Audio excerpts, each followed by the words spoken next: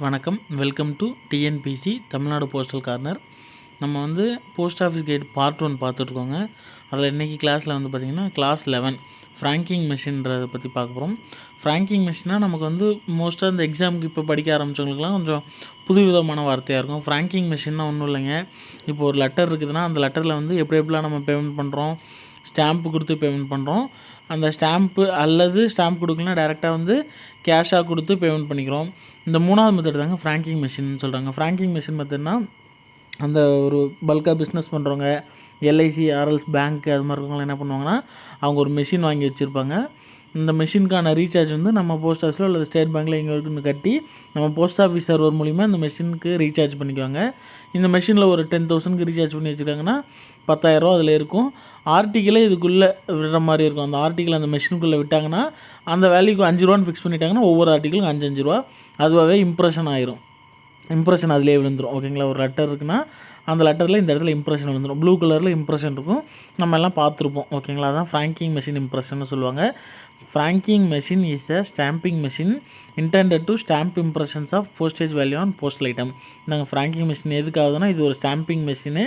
இது எதுக்கு யூஸ் ஆகுதுன்னா, போஸ்டேஜ் வேல்யூ வந்து இம்ப்ரெஸ் பண்ணுறதுக்கு, போஸ்டல் ஐட்டமில் இம்ப்ரெஸ் பண்ணுறதுக்கு யூஸ் ஆகுதுன்னு சொல்கிறாங்க. ஓகேங்களா, the vendors and models of the franking machines authorized by DG shall only be used for franking and appropriate postage value. அவங்க வந்து எந்த மிஷின் வேணாலும் வாங்கி வச்சுக்கலாமான்னு பார்த்தீங்கன்னா அப்படி கிடையாது. நம்ம டிஜி டைரக்டர் ஜெனரல் வந்து ஒரு சில மிஷின்ஸை அப்ரூவ் பண்ணி வச்சுருப்பாரு. அந்த அப்ரூவ் பண்ண மிஷின்ஸை மட்டும் ப்ரைவேட் கம்பெனிலேருந்து அவங்க வாங்கி வச்சுக்கணும். ஆனால் அந்த மிஷின் வாங்கி வச்சதுக்கப்புறம் நம்மகிட்ட தான் லைசன்ஸ் வாங்கணும்.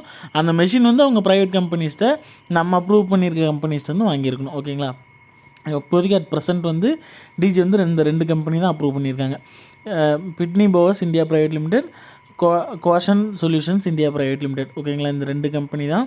இதில் இருக்க இந்த மாடல் நம்பர் கண்டிப்பாக கேட்குறதுக்கான வாய்ப்பு இல்லைங்க. இவ்வளோ டீட்டெயில்டாலாம் கேட்டதில்லை இது வரைக்கும்.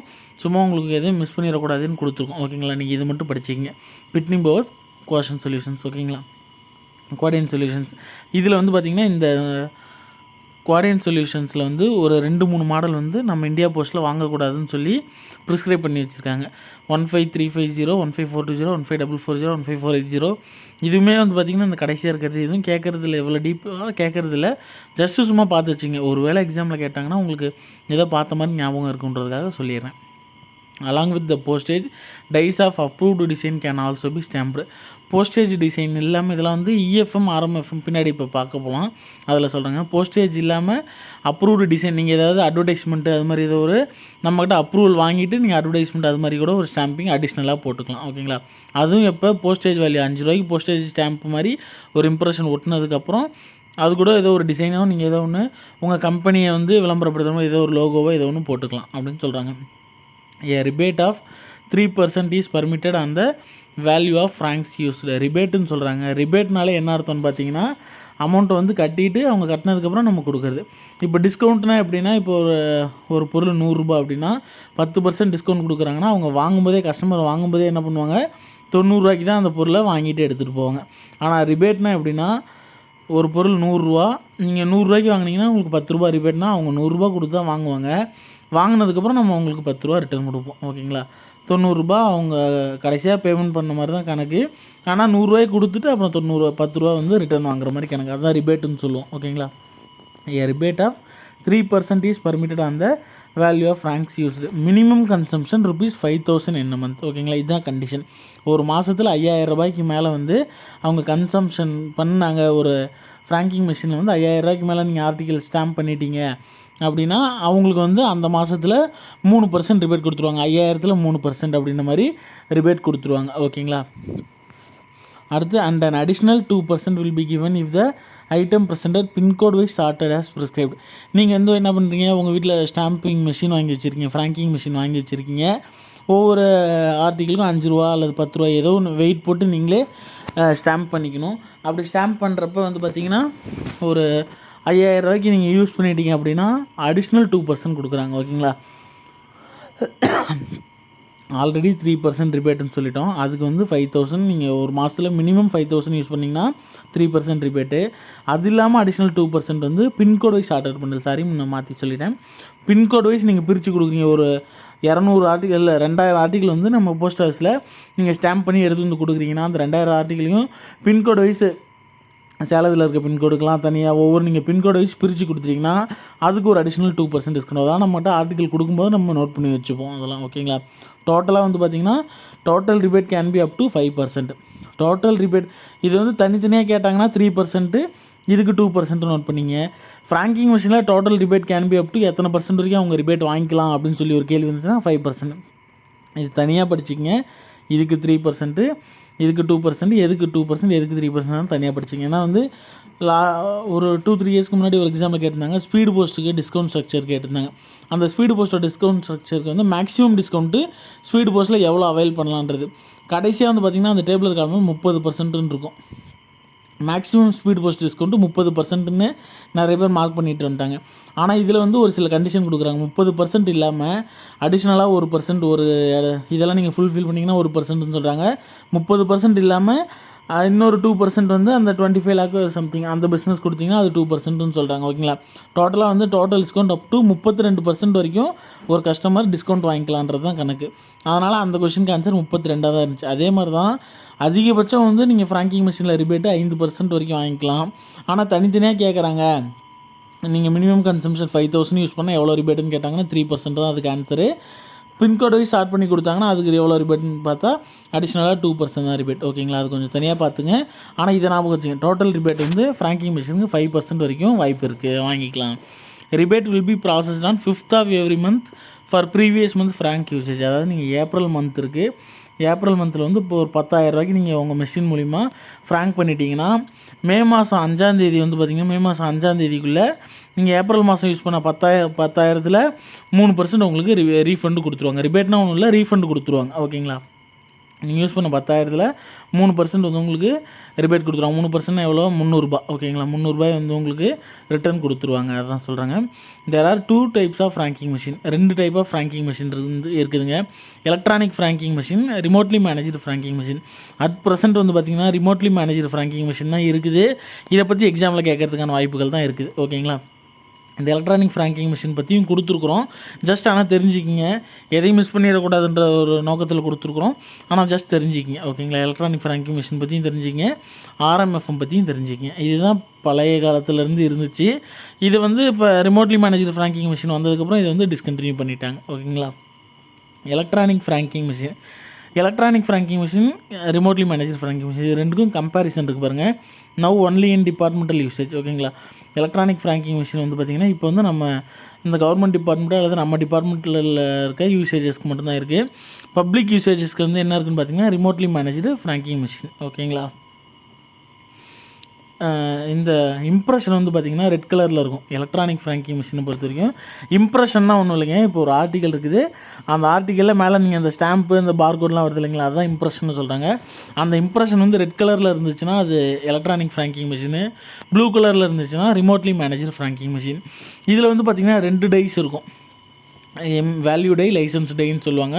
Slogan die optional. ஓகேங்களா? ஆனால் 2 டை தான் எனக்கு value die, licence day.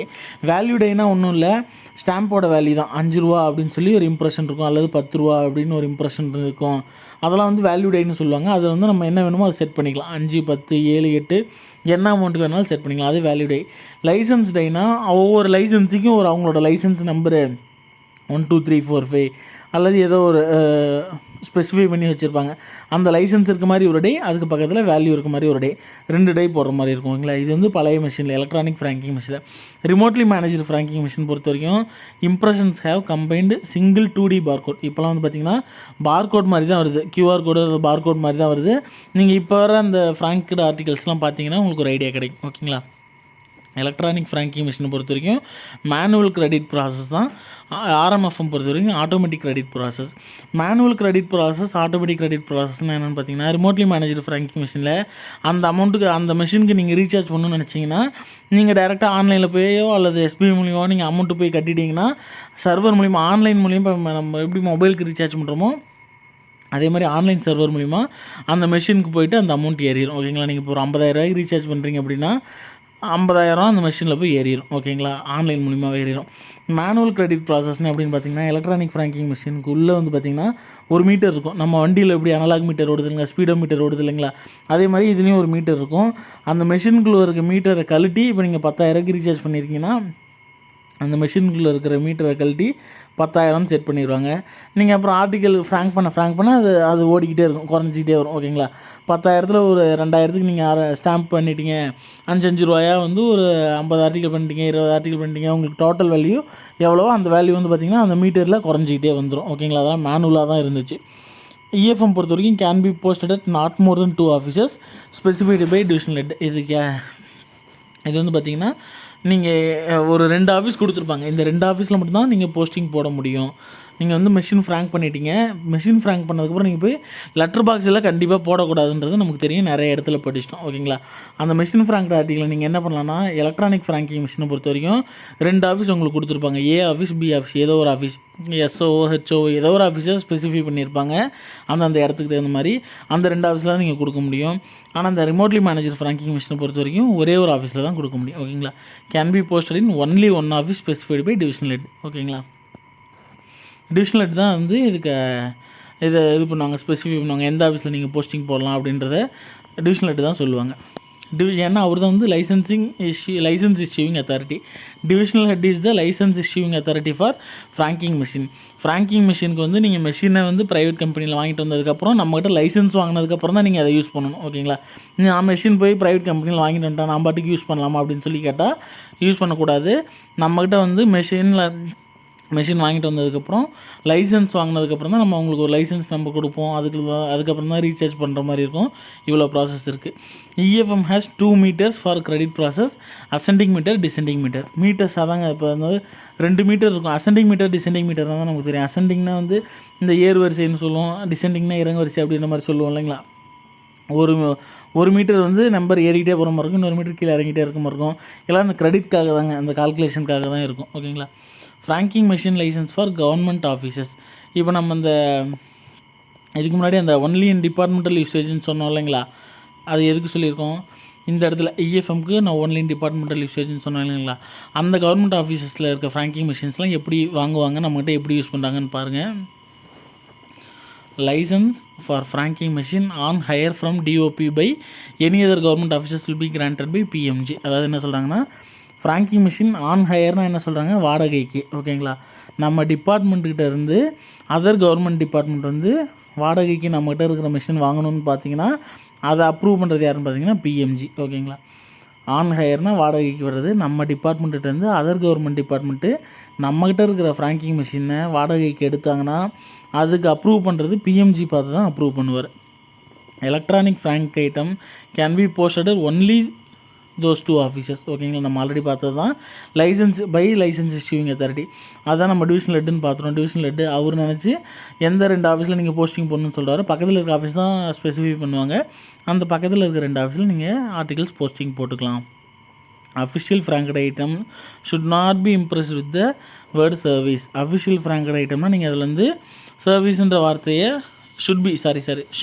Should be impress தப்பாக படிச்சிட்டேன். அஃபிஷியல் ஃப்ராங்கட் ஐட்டம் நீங்கள் கவர்மெண்ட் ஆர்கனைசேஷன்லேருந்து ஒரு லெட்டர் போஸ்ட் போடுறீங்கன்னா அதில் ஸ்டாம்புக்கு பக்கத்தில் சர்வீஸுன்ற வார்த்தையும் இன்க்ளூட் பண்ணணும் அப்படின்னு சொல்லி சொல்கிறாங்க. ஓகேங்களா, அதையும் ஃப்ராங்க் பண்ணணும் அப்படின்னு சொல்லி சொல்கிறாங்க. அடுத்து gazette officer incharge of dispatch section having the franking machine on the last working day of every week to see that they are being properly maintained. அதான் ஒன்றும் இல்லைங்க, அதாவது இப்போ அதர் கவர்மெண்ட் டிபார்ட்மெண்ட்டில் டெஸ்பேச் போடுவாங்க இல்லைங்களா, அந்த டிபார்ட்மெண்ட் போடுற gazette officer incharge of dispatch section. அவங்க டெஸ்பேச் செக்ஷனோட கெசட் ஆஃபீஸர் யாராவது இருப்பாங்க இல்லைங்களா, அவங்க வந்து பார்த்திங்கன்னா அந்த last working day of every week அதை என்ன பண்ணணும்னு பார்த்தீங்கன்னா அந்த ரெஜிஸ்டர் வந்து அவங்க செக் பண்ணுற மாதிரி இருக்கும். ஓகேங்களா, அதெல்லாம் அதர் டிபார்ட்மெண்ட்ஸ்க்கு. He will furnish certificate about meter reading as இந்த last working day of each month. அவர் வந்து பார்த்திங்கன்னா ஒவ்வொரு மாத கடைசியில் நம்மகிட்ட ஒரு சர்டிஃபிகேட் கொடுக்குற மாதிரி இருக்கும். இவ்வளவும் பார்த்திங்கன்னா ஃப்ராங்கிங் மிஷின் நம்ம படிக்கணுமா, அல்லது இவ்வளவும் படித்தா தான் நம்ம ஃப்ராங்கிங் மிஷின் அட்டன் பண்ண முடியுமான்றது கிடையாதுங்க. ஃப்ராங்கிங் மிஷின் பொறுத்த வரைக்கும் கொஞ்சம் பேசிக்கான கொஸ்டின்ஸ் தான் கேட்டிருக்காங்க. ரொம்ப ஒரு சில சர்க்கிளில் தான் கொஞ்சம் இன்டெப்த்தாக படிச்சிருந்தா தான் ஆன்சர் பண்ணுற அளவுக்கு கேட்டுக்கிறாங்க. ரொம்ப பேசிக்ஸ் தான் கேட்டுக்கிறாங்க. ஆனால் ஃப்ராங்கிங் மிஷின் எக்ஸாம் தாண்டி நம்ம தெரிஞ்சுக்கணும் இல்லைங்களா, அதனால் எல்லா பாயிண்ட்டும் கொடுத்துருவோம், சீக்கிரம் முடிச்சிடலாம். ஓகேங்களா, டக்குன்னு பார்த்து the licensee will pay in advance the amount of annual rental. Annual rental வந்து எவ்வளோ நம்மகிட்ட நம்ம ஒரு அமௌண்ட்டு ஃபிக்ஸ் பண்ணுறோமோ அந்த அமௌண்ட் வந்து பார்த்திங்கன்னா அட்வான்ஸாகவே கட்டியிருக்கணும். இந்த licensee will also pay the sum in advance representing the amount of postage. அதாவது வந்து பார்த்திங்கன்னா நான் சொன்னேன் இல்லைங்களா, இஎஃப்எம் பொறுத்த வரைக்கும் அவங்க வந்து ஆல்ரெடி நம்மகிட்ட ரீசார்ஜ் பண்ணுறதுக்கு ஒரு அமௌண்ட் வந்து 9,000 வந்து அமௌண்ட் கட்டியிருக்காங்கன்னா, அந்த அமௌண்ட் வந்து நம்ம டிபார்ட்மெண்ட் ஒரு அஃபிஷியல் போய் என்ன பண்ணுவார், அந்த அதுக்குள்ளே இருக்க மிஷினுக்குள்ளே இருக்க மீட்டரை கழட்டி அதில் வந்து அமௌண்ட் செட் பண்ணிட்டு வருவார். 9,000 அப்படின்னு சொல்லி செட் பண்ணிட்டு வருவார். அதான் சொல்கிறாங்க. அதுக்கு வந்து என்ன பண்ணணுன்னா அவர் வந்து அட்வான்ஸாகவே அமௌண்ட்டு கட்டியிருக்கணும். அப்படின்னா தான் நம்ம போய்ட்டு அதை ஃபிக்ஸ் பண்ண முடியும். ஓகேங்களா, licensee will also pay the sum in advance representing the amount of postage. அவங்களுக்கு எவ்வளோ வேணுமோ அந்த மிஷினுக்கு எவ்வளோ ரீசார்ஜ் பண்ணணும்னு நினைக்கிறாங்களோ அதை வந்து அட்வான்ஸாக கட்டணும். At the time of hire அப்போ அவங்க கட்டுற மாதிரி இருக்கும். அல்லது சப்சிக்வெண்ட் அக்கேஷன்ஸ் எப்போ வேணாலும் அவங்க கட்டிக்கலாம். இந்த sum must not be less than 2,000 and not more than 9,900. இதெல்லாம் பழைய மிஷினுக்குங்க. நீங்கள் புதுசாக அந்த ஆர்எம்எஃப்எம்முக்குன்னு நினச்சிக்காதீங்க. இஎஃப்எம்னு ஒன்று பார்த்தோம் இல்லைங்களா, இது எக்ஸாம் பற்றி, இதில் எக்ஸாம் கேட்கறதுக்கான கொஞ்சம் டவுட்டுன்னு தான் சொன்னோம்.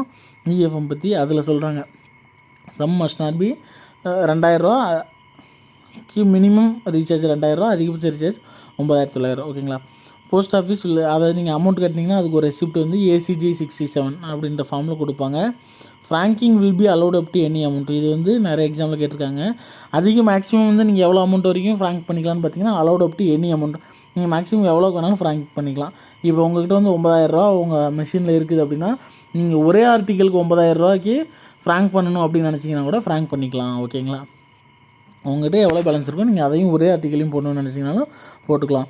Impressions must be of bright red colour. அந்த இஎஃப்எம் பொறுத்த வரைக்கும் பார்த்திங்கன்னா இம்ப்ரெஷன் ரெட் கலர்னு பார்த்துருந்தோம் இல்லைங்களா, பிரைட் ரெட் கலர் இதுதான் எக்ஸாக்டான இது. ஓகேங்களா, clear and distinct otherwise the item is liable to be refused by the post office. அந்த இம்ப்ரெஷன்லாம் வந்து கிளியராக இருக்கணும். ஓகேங்களா, தெளிவாக இருக்கும்.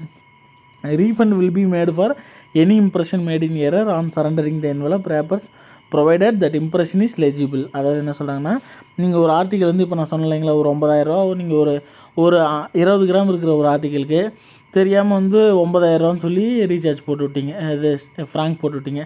அதுவும் 9,000 ஃப்ராங்க் ஆகிருக்கும். நம்ம எவ்வளோ நாளும் போட்டுக்கலான்றதுனால நீங்கள் 20 கிராம் இருக்க ஆர்டிக்கலுக்கு 9,000 போட்டிங்கன்னா அது உங்களுக்கு தானே லாஸு. ஓகேங்களா, அது அவ்வளோதான், காசு போன மாதிரி தான், நம்ம கையிலேருந்து காசு போன மாதிரி தான் எனக்கு. இம்ப்ரெஷன் மேட் இன் எரர் தான், எரராக நீங்கள் போட்ட மாதிரி தான் எனக்கு. அதை நீங்கள் ரீஃபண்ட் வேணும்னா வாங்கிக்கலாம். அதுக்கு ஒரு கண்டிஷன் சொல்கிறாங்க பாருங்கள். That the entire envelope or wrapper is produced and that claim is preferred within 1 month of the date of impression. அதாவது வந்து பார்த்திங்கன்னா நீங்கள் தப்பாக போட்டிருப்பீங்க இல்லைங்களா, ஒரு கவரில் ஒரு லெட்டர்லேயோ ஒரு ஆர்டிக்கல்லையோ ஏதோ ஒன்று போட்டிருப்பீங்க. அந்த லெட்டரை வந்து நீங்கள் ப்ரொடியூஸ் பண்ணணும். ஒரிஜினல் லெட்டரை எடுத்து நம்மகிட்ட கொடுத்துட்டு, அதுவும் எப்போன்னு பார்த்தீங்கன்னா டேட் ஆஃப் இம்ப்ரெஷன் வந்து 1 மந்த்துக்குள்ளே நீங்கள் எடுத்து அந்த கவரை சப்மிட் பண்ணிங்கன்னா நீங்கள் அந்த ரீஃபண்ட் வாங்கிக்கலாம். நான் தப்பாக போட்டுட்டேங்க, ஒரு 10 ரூபா போடுறதுக்கு பதிலாக 100 ரூபா போட்டேன், அல்லது 10 ரூபா போடுறதுக்கு பதிலாக 1000 ரூபா போட்டேன், எனக்கு அது ரீஃபண்ட் கொடுங்கன்னு சொல்லி நீங்கள் ஒரிஜினல் ரேப்பர் எடுத்துகிட்டு வந்து, அதாவது ஒரிஜினல் கவர் எடுத்துகிட்டு வந்து நம்மக்கிட்ட சரண்டர் பண்ணிங்கன்னா நம்ம அதை ரீஃபண்ட் கொடுத்துருப்போம். அப்படி ரீஃபண்ட் வாங்கணுன்னா நீங்கள் பார்த்தீங்கன்னா refund for error impression will be 5% less than the face value of the impression. 5% deduct பண்ணிவிட்டு மீதி அமௌண்ட்டை நம்ம அவங்கள்ட்ட கொடுத்துருவோம். இப்போ வந்து நீங்கள் 100 ரூபா தப்பாக போட்டுட்டீங்க, அந்த கவர் எடுத்து சரண்டர் பண்ணிட்டீங்கன்னா 5% கழிச்சது போக மீதி 95 ரூபாயை அவங்க மெஷின்லேயே கொடுத்துருவோம். நம்ம டிபார்ட்மெண்ட்டுக்கு அந்த வேலை பண்ணுறதுக்காக 5 ரூபா நமக்கு எடுத்துக்கும். ஓகேங்களா, ரெஜிஸ்டர் ரிப்பேர்ஸ் அந்த job card are to be preserved for 2 years. இந்த ரெஜிஸ்டர்லாம் அந்த மிஷின் எப்பப்பெல்லாம் நீங்கள் ரிப்பேர் பண்ணீங்க அதுக்குன்னு ஒரு ஜாப் கார்டு இருக்கும். அதை வந்து 2 வருஷம் ப்ரிசர்வ் பண்ணி 2 வருஷம் பாதுகாப்பாக வச்சுருக்கணும். ஓகேங்களா, will be open to check by authorised official by of the DOP at any time. நம்ம டிபார்ட்மெண்ட் வந்து அஃபிஷியல் எப்போ அந்த மிஷினை செக் பண்ணுறதுக்கு போனாலும் அதை வந்து ஓப்பன் பண்ணி செக் பண்ணுறதுக்கு அவங்க விடணும். ஓகேங்களா, இப்போ தாங்க நம்ம ரிமோட்லி மேனேஜர் ஃப்ராங்கிங் மிஷின் பற்றியே பார்க்க போகிறோம். இந்த மிஷின் எப்போ லான்ச் பண்ணுறாங்கன்னா 16/8/2010 லான்ச் பண்ணுறாங்க. ஆனால் எஃபெக்ட்டுக்கு வந்தது 1/7/2013. இந்த டேட் ரெண்டும் பார்த்துங்க, ஆல்ரெடி நிறைய டைம் கேட்டிருக்காங்க. இந்த டேட் தான் எஃபெக்ட்டுக்கு வந்து இப்போ 1/7/2013 தான். இது கேட்குறது இல்லை, ஆனால் ஜஸ்ட் தெரிஞ்சுங்க. ஆர்எம்எஃப்எம் லான்ச் பண்ணது 16/8/2010. எப்போலேருந்து எஃபெக்ட் வந்துச்சு அப்படின்னு பார்த்தீங்கன்னா 1/7/2013. After the launch of RMFM the item franked with EFM had not been accepted from private users. ஓகேங்களா, அதான் RMFM இந்த ரிமோட்லி மேனேஜர் ஃப்ராங்கிங் மிஷின் வந்ததுக்கப்புறம் இஎஃப்எம் வந்து ப்ரைவேட் யூசர்ஸ்லேருந்து கவர்மெண்ட் டிபார்ட்மெண்ட்டு ஆன் ஹையர் வாடகைக்கு நம்மகிட்டேருந்து எடுத்து யூஸ் பண்ணிக்கிறாங்க, அது ஓகே. ஆனால் இந்த ப்ரைவேட் யூசர்ஸ் அதாவது பப்ளிக்கிட்டேருந்து வந்து அல்லது வேறு ஏதாவது ஒரு ப்ரைவேட் கம்பெனிஸ்லேருந்து நம்ம வந்து இந்த இஎஃப்எம் மூலிமா வர ஆர்டிகல்ஸ் நம்ம வாங்குறது கிடையாது. ரிமோட்லி மேனேஜர் ஃப்ராங்கிங் மிஷின் வாங்கி அது மூலிமா ஃப்ராங்க் பண்ண ஆர்டிகல்ஸ் மட்டும் நம்ம வாங்குகிறோம். ஓகேங்களா, RMFM eliminated the human intervention of uploading the credit franking machines. அதாங்க நான் சொன்னேன். அது வந்து பார்த்திங்கன்னா இஎஃப்எம் பொறுத்த வரைக்கும் நீங்கள் 10,000 ரீசார்ஜ் பண்ணிங்கன்னா நம்ம சைட்லேருந்து ஒரு அஃபிஷியல் நம்ம டிபார்ட்மெண்ட் ஆஃபீஸில் வந்து அவங்க இடத்துக்கு போவார். அந்த மிஷினில் இருக்கிற மீட்டரை கழட்டி அந்த மீட்டரில் வந்து எவ்வளோக்கு ரீசார்ஜ் பண்ணாங்களோ அதை மேனுவலாக செட் பண்ணிட்டு வர்றாரு. ஆனால் ஆர்எம்எஃப்எம் பொறுத்த வரைக்கும் நான் உங்கள் போஸ்ட் ஆஃபீஸ்லேயோ அல்லது பேங்க்லேயோ ஆன்லைன்லேயோ ஏதோ ஒரு இடத்துல அமௌண்ட் கட்டிட்டாங்கன்னா த்ரூ சர்வர் ஆன்லைன் சர்வர் மூலியமாகவே அந்த அமௌண்ட்டு போய் அந்த மிஷினில் உட்காந்துக்கும். ஓகேங்களா, நம்ம மொபைல் ரீசார்ஜ் பண்ணுற மாதிரி தான். சாலியன் ஃபியூச்சர்ஸ் ஆஃப் ஆர்எம்எஃப்எம், அதோட ஃபீச்சர்ஸ் வந்து பார்த்திங்கன்னா each franking machine shall have a unique number. ஒவ்வொரு ஃப்ராங்கிங் மிஷினுக்கும் ஒரு நம்பர் யூனிக் நம்பர் இருக்கும். ஓகேங்களா, நம்ம பைக்கில் எப்படி அந்த என்ஜின் நம்பர் அப்படின்லாம் சொல்கிறோம் இல்லைங்களா, அது மாதிரி ஃப்ராங்கிங் மிஷினுக்கும் ஒவ்வொரு ஃப்ராங்கிங் மிஷினுக்கும் நம்ம நாடு ஃபுல்லாக இருக்கிற ஒவ்வொரு ஃப்ராங்கிங் மிஷினுக்கும் ஒவ்வொரு யூனிக் நம்பர் இருக்குது. அதோட ஃபார்மேட் எப்படி இருக்குன்னு பார்த்திங்கன்னா இப்படி தான் இருக்கும். ஏதோ ஒரு ஆல்ஃபாபெட்டிக் நம்பரு, அப்புறம் வந்து ஒரு 6 டிஜிட் நம்பர் இருக்கும். அந்த எக்ஸ்டெண்டடாக என்னென்ன நோட் பண்ணணும்னு பார்த்தீங்கன்னா ஒரிஜினல் எக்யூப்மெண்ட் மேனுஃபேக்சரர் OEM அப்படின்னு சொல்லுவாங்க. அந்த கம்பெனி அந்த மிஷின் தயாரித்த கம்பெனி. ஓகேங்களா, இப்போதைக்கு வந்து அந்த 3 கம்பெனி இது இப்போ இல்லை. எஃப் வந்து ஃப்ராங்கோடிக் போஸ்டலியா, அது என்னென்னா நியோ போஸ்ட்டு, P ஃபார் பிட்னி போவஸ். ஓகேங்களா, இது சும்மா ஒரு எக்ஸாம்பிளுக்காக சொல்கிறாங்க. இந்த எக்ஸ்டெண்ட் இருக்க இடத்துல என்ன இருக்குன்னு பார்த்தீங்கன்னா அந்த கம்பெனியோட அந்த ஃபஸ்ட் லெட்டர் இருக்கும். ஃபஸ்ட் லெட்டரோ அரல்ஸ் அவங்க என்ன அது OEMக்கு அவங்க என்ன ஃபிக்ஸ் பண்ணியிருக்காங்களோ அந்த நம்பர். ஓகேங்களா, and 6 numeric digits indicate serial number of the machine. அந்த மிஷினுக்கு ஒரு 6 டிஜிட் சீரியல் நம்பர் கொடுக்குறாங்க. ஓகேங்களா, 6 டிஜிட் சீரியல் நம்பர் ப்ளஸ் ஒரு ஆல்ஃபாபெட்டிக் நம்பர் எக்ஸ்ன்ற இடத்துல FPN எது வேணாலும் இருக்கலாம். Funds are secured through special device known as postal security device. அந்த மெஷினுக்குள்ளே வந்து பார்த்திங்கன்னா போஸ்டல் செக்யூரிட்டி டிவைஸ் அப்படின்னு சொல்லி ஒரு டிவைஸ் இருக்கும். அதில் தான் வந்து பார்த்திங்கன்னா அந்த ஃபண்ட்ஸ் எல்லாம் வந்து நம்ம இங்கேருந்து ரீசார்ஜ் பண்ணுறது எல்லாமே வந்து அந்த சர்வரில் அதில் தான் போயிருக்கும். ஓகேங்களா, which is not open to repair. அதை வந்து நீங்கள் ரிப்பேருக்கு பண்ணிங்கன்னா கூட ஒரு மெஷினை நீங்கள் ரிப்பேருக்கு எடுத்துகிட்டு போகிறீங்கன்னா கூட அந்த போஸ்டல் செக்யூரிட்டி டிவைஸ்னு அந்த மெஷினுக்குள்ளே இருக்கிற டிவைஸை வந்து நீங்கள் வெளியே எடுக்கக்கூடாது. அதை வந்து வெளியே எடுக்கவும் விட அந்த மிஷினில் எடுக்கிற மாதிரி செட் பண்ணியிருக்க மாட்டாங்க. There is no requirement of mechanical seals on franking machines. ஓகேங்களா, நம்ம வந்து இந்த மெக்கானிக்கல் சீல்ஸ்ன்றது என்னது பார்த்தோன்னா முன்ன EFMனு ஒரு கான்செப்ட் பார்த்தோங்களா, எலக்ட்ரானிக் ஃப்ராங்கிங் மிஷின். நம்ம டிபார்ட்மெண்ட் ஒரு அஃபிஷியல் போய் உள்ளே இருக்க மீட்டர் எடுத்து அதை வந்து செட் பண்ணிட்டு வருவார். இப்போ வந்து யாரோ ஒரு பப்ளிக்கே வந்து அந்த மீட்டர் எடுத்து செட் பண்ணிக்கலாமா அப்படின்னு சொல்லி பார்த்தீங்கன்னா இப்போது இவர் வந்து ஓப்பன் பண்ணுறத நம்மளே இப்போ அந்த மிஷின் வாங்கி வச்சுருக்கவங்களே என்ன பண்ணுறாங்க, அவங்களே பப்ளிக்கே அந்த மீட்டர் எடுத்து வெளியே எடுத்து செட் பண்ணிடக்கூடாது இல்லைங்களா. செட் பண்ணால் நமக்கு தானே லாஸு. அதனால் என்ன பண்ணுவாங்க, அந்த மெஷினுக்குள்ளே மீட்டரை வச்சு லாக் பண்ணி ஒரு சீல் வைக்கிற மாதிரி ஒரு கான்செப்ட் இருக்கும். ஓகேங்களா, அதை தான் வந்து மெக்கானிக்கல் சீல்ஸ்னு சொல்லுவாங்க. அந்த சீல் வந்து அடுத்த தடவை அந்த போய் மெஷினை ஓப்பன் பண்ணாலும் அந்த சீல் ஓப்பன் ஆகாமல் இருக்குதா அப்படின்றதெல்லாம் செக் பண்ணுவாங்க. ஏதாவது இதில் டிஃப்ரென்ஸ் இருந்துச்சுன்னா அதெல்லாம் கொஞ்சம் பெரிய இஷ்யூ ஆகும். ஓகேங்களா, இந்த RMFM வந்ததுக்கப்புறம் எல்லாம் ஆன்லைனில் தானே ரீசார்ஜ் பண்ணுறோம். அதனால் there is no requirement of mechanical seals. ஓகேங்களா, RMFM server will dial DOP server 3 times a day for exchanging information of funds. அதாவது இந்த ரிமோட்லி மேனேஜர் ஃப்ராங்கிங் மிஷின் இருக்குங்களா, அந்த சர்வரும் நம்ம DOP சர்வர். ஓகேங்களா, இந்த சர்வர் வந்து பார்த்திங்கன்னா நம்ம DOP சர்வரை ஒரு நாளைக்கு 3 தடவை 1 2 3 தடவை. ஓகேங்களா, 3 தடவையாவது நம்ம சர்வருக்கு கனெக்ட் ஆகணும். ஓகேங்களா, அது எதுக்காகன்னு பார்த்தீங்கன்னா exchanging of information of funds. அதாவது இந்த மிஷின்லேருந்து 5000 ரூபாயிலேருந்து 4000 ரூபாய்க்கு அமௌண்ட் குறையலாம், அல்லது 3000க்கு அமௌண்ட் குறையலாம், அல்லது ரீசார்ஜ் பண்ணதுக்கப்புறம் இப்போ 5000லேருந்து 10,000 ரூபாய் அமௌண்ட் மாறலாம். அந்த ஃபண்டு வந்து மாறிக்கிட்டே இருக்கும் இல்லைங்களா. நடுவில் ரீசார்ஜ் பண்ணலாம், அல்லது அவங்க ஃப்ராங்க் பண்ணலாம், அமௌண்ட் குறையலாம், எது வேணாலும் நடக்கலாம். அந்த டீட்டெயில்ஸ்லாம் அப்டேட்டடாக இருக்கிறதுக்கோசரம் அந்த சர்வர் RMFMல இருக்கிற சர்வர் வந்து நம்ம DOP சர்வரை 3 times in a day ஒரு நாளைக்கு 3 தடவையாவது கனெக்ட் ஆகிருக்கணும். Each machine have to necessarily dial RMFM server at least once in 30 days. குறைஞ்சது 30 நாளைக்கு ஒரு தடவையாவது அது கனெக்ட் ஆகிருக்கணும். அப்படி இல்லைன்னா if no transactions were done otherwise the machine will be automatically blocked. எந்த ட்ரான்சாக்ஷனும் பண்ணல. நீங்கள் ஒரு ட்ரான்சாக்ஷனாக வரவு செலவு ஏதோ ஒன்று ரீசார்ஜ் பண்ணியிருக்கோம், இல்லைனா ஆர்டிகல்ஸ் ஏதாவது ஃப்ராங்க் பண்ணியிருக்கோம், அப்படியும் எதுவும் பண்ணல. நம்ம டிஓபி சர்வரையும் 30 நாள் வரைக்கும் அது காண்டாக்ட் பண்ணவே இல்லை அப்படின்னு பார்த்தீங்கன்னா அந்த மிஷின் வந்து ஆட்டோமேட்டிக்காக பிளாக் ஆகிடும். அப்படி தான் செட் பண்ணி வச்சுருப்பாங்க. And will function only after dialing RMFM server. நம்ம சர்வர் கூட திரும்பி எப்போ கனெக்ட் ஆகுதோ அப்போ தான் வந்து அந்த மிஷின் அகைன் ஆக்டிவ் ஆகும். ஓகேங்களா. RMFM Frank impression will indicate. அந்த ஃப்ராங்க் இம்ப்ரெஷன் சொன்னீங்களா, நிறைய கோடு இருக்கும், அதுக்கு கீழே ஒவ்வொன்றும் நம்பர் இருக்கும். அதெல்லாம் நீங்கள் ஃப்ராங்க் இம்ப்ரெஷன் கூகுளில் அடித்து பார்த்தீங்கனாலும் அந்த ஃப்ராங்க் இம்ப்ரெஷனோட ஒவ்வொரு டீட்டெயில் இருக்கும். அல்லது நீங்கள் உங்கள் ஆஃபீஸ்க்கு வர ஆர்டிகல்ஸில் எதாவது செக் பண்ணிங்கனாலும் தெரியும்.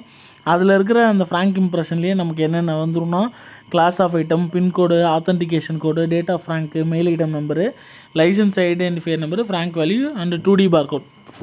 இது எல்லாமே இந்த ஃப்ராங்க்லேயே வந்துற மாதிரி வந்துடும். ஓகேங்களா. அதில் ஒவ்வொரு இடத்துலையும் ஒரு நம்பர் இருக்குது. நம்மளாம் இவ்வளோ நாளும் நோட் பண்ணியிருக்க மாட்டோம். படிக்க ஆரம்பிச்சதுக்கப்புறம் அது கொஞ்சம் போய் பார்த்தீங்கன்னா அதில் இருக்கும். ஓகேங்களா. Facility for suspension cancellation of licence is available. நீங்கள் 5 வருஷத்துக்கு 375 ரூபா கட்டி லைசன்ஸ் வாங்கியிருப்பீங்க, அது உங்களுக்கு வேணாம், நடுவில் சஸ்பெண்ட் பண்ணிக்கிறீங்க, கேன்சல் பண்ணிக்கிறீங்கனாலும் நீங்கள் தாராளமாக பண்ணிக்கலாம். ஓகேங்களா. இப்போ லைசன்ஸ் ஃபீஸ் பற்றி சொல்கிறாங்க பாருங்கள். Fee for new licence or renewal வந்து பார்த்திங்கன்னா ரிமோட்லி மேனேஜ்டு ஃப்ராங்கிங் மிஷின், அதில் ஃப்ராங்கிங் மிஷினுக்கான லைசன்ஸ் ஃபீஸ் வந்து 375 ரூபா. அது வந்து பார்த்திங்கன்னா எவ்வளோ நாளைக்குன்னா 5 வருஷத்துக்கு. ரெனியூவல் பீரியட் வந்து பார்த்திங்கன்னா from 11 months before expiry date till the expiry date. ஓகேங்களா. அதாவது பார்த்திங்கன்னா எக்ஸ்பைரி டேட்டுக்கு முன்னாடி 11 மாதத்துலேருந்து எக்ஸ்பைரி ஆகிறது வரைக்கும் நீங்கள் வந்து ரினியூவல் பண்ணிக்கலாம்னு சொல்கிறாங்க. அதாவது இப்போ வந்து பார்த்திங்கன்னா டிசம்பர் மாதம் வந்து உங்களுக்கு எக்ஸ்பைரி ஆகுதுன்னா நீங்கள் வந்து பிப்ரவரி மாதத்துலேருந்து டிசம்பர் மாதத்துக்குள்ளே எப்போ வேணாலும் ரினியூவல் பண்ணிக்கலாம். ஒருவேளை நீங்கள் லைசன்ஸ் எக்ஸ்பைரி ஆகிடுச்சுன்னா பெனால்ட்டி ஃபீஸ் 100 ரூபா. ஓகேங்களா. எக்ஸ்பைரி ஆகிடுச்சுன்னா இப்போ டிசம்பர்னு சொன்னோம் இல்லைங்களா, அந்த டிசம்பர் வந்து எக்ஸ்பைரி ஆகிடுச்சுன்னா நீங்கள் 100 ரூபா பெனால்ட்டி கட்டணும். இந்த 100 ரூபா ப்ளஸ் லைசன்ஸ் ஃபீஸ் 375 ரூபா, ரெண்டும் சேர்த்து 475 ரூபா கட்டினீங்கன்னா தான் நீங்கள் அடுத்த தடவை ரினியூவல் பண்ண மாதிரி கணக்கு. ஓகேங்களா.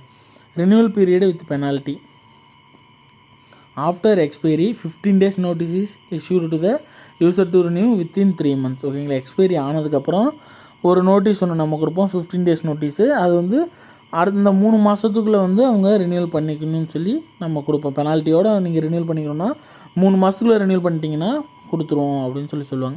Time period for approval or rejection வந்து பார்த்திங்கன்னா புதுசாக ஒருத்தவங்க லைசன்ஸ்க்கு அப்ளை பண்ணுறாங்கன்னா அவங்க அப்ளை பண்ணி 14 நாளைக்குள்ள நம்ம லைசன்ஸ் கொடுத்துருவோம். ரினியூவலுக்கு அப்ளை பண்ணுறாங்கன்னா அவங்க ரினியூவலுக்கு அப்ளை பண்ணது வந்து 5 நாளைக்குள்ள நம்ம ரினியூவல் லைசன்ஸ் கொடுத்துருவோம். Fee will be refunded if application rejected within 30 days. அதாவது பார்த்திங்கன்னா நம்ம 14 நாளில் லைசன்ஸ் கொடுத்துருவோன்னு சொன்னோம் இல்லைங்களா. ஒருவேளை உங்களோட அப்ளிகேஷன் ரிஜெக்ட் ஆகிடுச்சு அப்படின்னா ரிஜெக்ட் ஆனது வந்து உங்களுக்கு 30 நாளைக்குள்ளே அந்த அமௌண்ட்டு 375 ரூபா அமௌண்ட்டை ரீஃபண்ட் வாங்கிக்கலாம்னு சொல்கிறாங்க. மோட் ஆஃப் பேமெண்ட் வந்து பார்த்திங்கன்னா கேஷ்லேயும் கட்டிக்கலாம், ஆன்லைன்லையும் கட்டிக்கலாம். இது என்னென்னா இண்டிவிஜுவல் அண்ட் கமர்ஷியல் தான் வந்து பார்த்திங்கன்னா ஆர்எம்எஃப்எம் தான் அவங்க யூஸ் பண்ணுவாங்கன்னு சொல்லி பார்த்துருவோம். டிபார்ட்மெண்ட் லைசன்ஸ் தான் நம்ம இஎஃப்எம் எலக்ட்ரானிக் ஃப்ராங்கிங் மிஷின் பார்த்துரும். இந்த இஎஃப்எம் டிபார்ட்மெண்ட் லைசன்ஸ் வந்து கேஷில் மட்டும் தான் கட்ட முடியும். இண்டிவிஜுவல் அண்ட் கமர்ஷியல் பொறுத்த வரைக்கும் கேஷ், ஆன்லைன் ரெண்டுலேயுமே கட்டிக்கலாம். Licence cancelling authority divisional head தான். லைசன்ஸ் இஷ்யூவிங் அத்தாரிட்டியுமே டிவிஷனல் ஹெட் தான். லைசன்ஸ் கேன்சலிங் அத்தாரிட்டியும் டிவிஷனல் ஹெட் தான். ஓகேங்களா. ரெண்டுமே பார்த்துக்குங்க. கேன்சலிங் அத்தாரிட்டினா அவங்க பார்த்து எப்போனாலும் அந்த லைசன்ஸை கேன்சல் பண்ணிடலாம். ஒரு சில எக்ஸப்ஷனல் கேஸஸ் சர்க்கிள் ஹெட். இது பார்த்துங்க. லைசன்ஸ் கேன்சலிங் அத்தாரிட்டின்னு ஜென்ரலாக கேட்டாங்கன்னா டிவிஷனல் ஹெட் தான் போடணும். எக்ஸப்ஷனல் கேஸஸ்னால் ஒரு சில கேஸில் மட்டும் சர்க்கிள் ஹெட். ஓகேங்களா. Those who wish to by